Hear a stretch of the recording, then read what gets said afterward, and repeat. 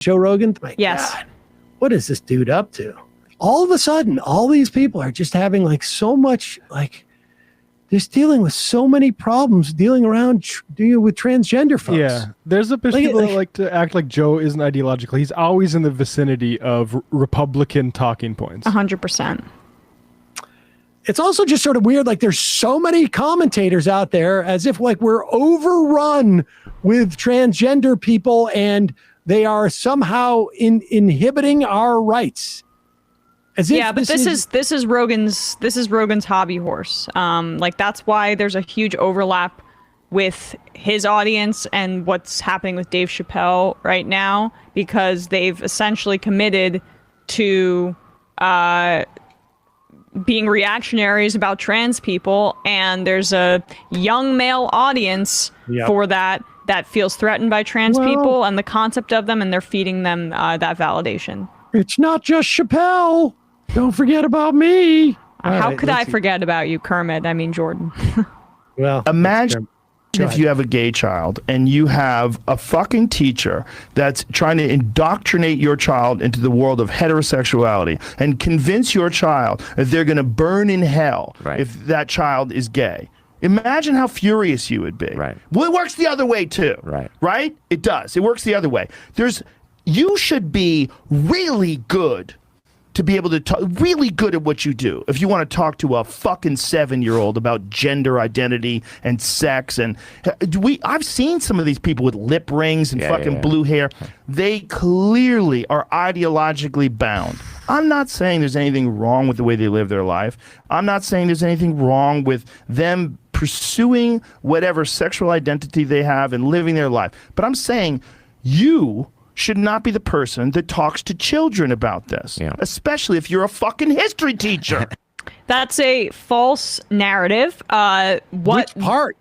I mean, okay, let's just start with the concept that history teachers with blue hair and lip rings are talking to kids about gender identity at that young age. What the bill is targeting is any mention of gay people or trans people and their existence whatsoever. The kind of education that he's talking about is not happening. I'd be fine with it if it was, frankly, but it's not. It's meant to weed out teachers who and target them, undercut their ability to be employed. It's undercutting teachers' unions as well. If you're a little bit different for their standards, if you're gay, if you're trans, we don't want you teaching our kids. And that's part of it as well. And it's just such a false equivalence. When he talks about, when he talks about burning in hell, nobody in history has ever said to a straight kid, you're going to burn in hell for your decision. How many times has that been told to gay kids and to trans kids? First off, it's foundational. You don't have to. He says, imagine if your kid was gay and someone said you're going to burn in hell. Their teacher said this. Guess what? You don't have to imagine it.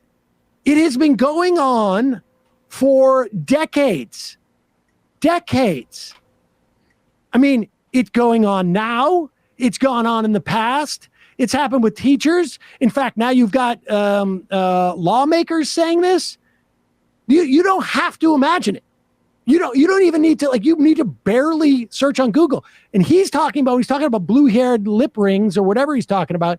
He's talking about, the TikTok channel, the libs from TikTok, where somebody goes out and finds these examples, makes it as if it is some type of ongoing narrative. And I don't even know what these things, these folks are saying, but we don't have to imagine.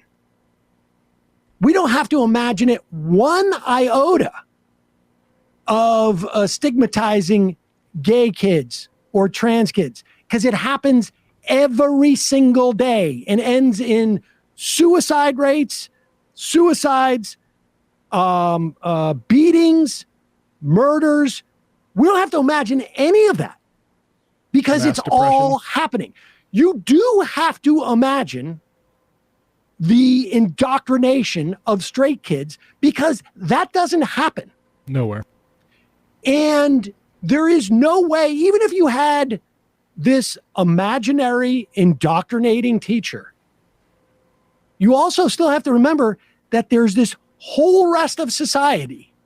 So that kid is not going to be indoctrinated, even if you had the whatever the imagination can bring up in terms of this teacher who's saying like, I'm your history teacher, but you should be trans.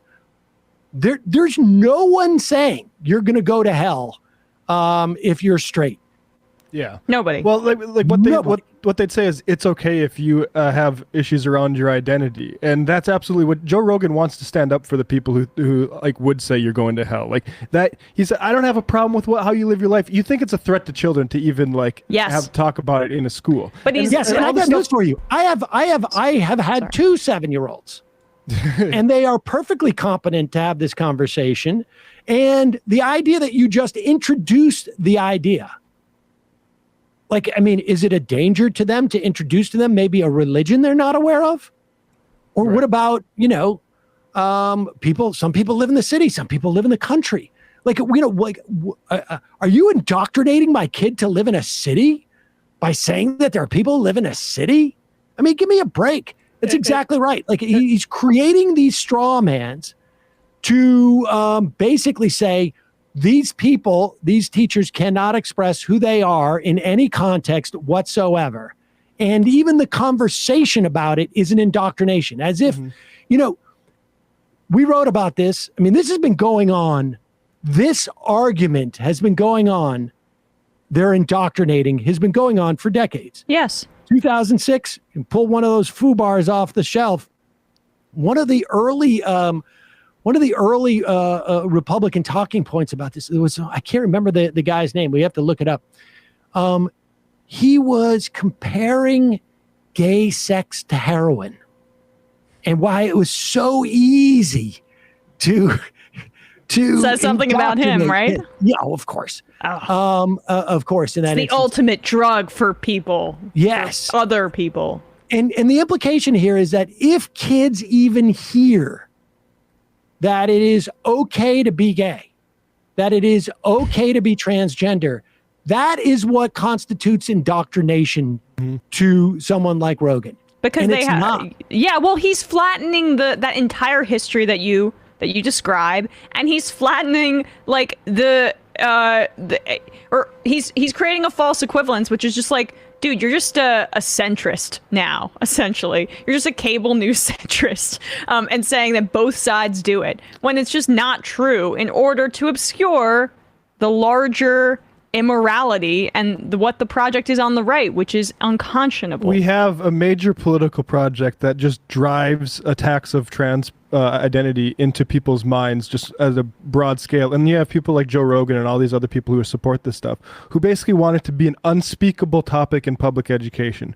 And that's just societal control to make sure the bigoted parents are the only ones speaking about this. And what messages to send when nobody else can contradict what those people are saying? Well, maybe then it lets this narrative go that trans people are just sort of like political activist / like going through like blue hair, lip ring. What does that evoke? Exactly, like and they're lying to themselves about like their gender and lets the bigots parents carry the day. That's what they want.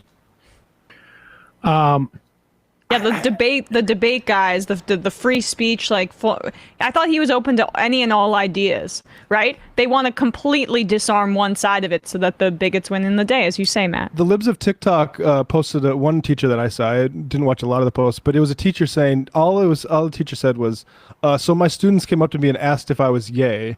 And so I said, yeah, and we talked about it. And I frankly think that's a wonderful use of educational setting. You don't want to expose people to them because the next thing you know, they're going to turn gay and go to hell. Right.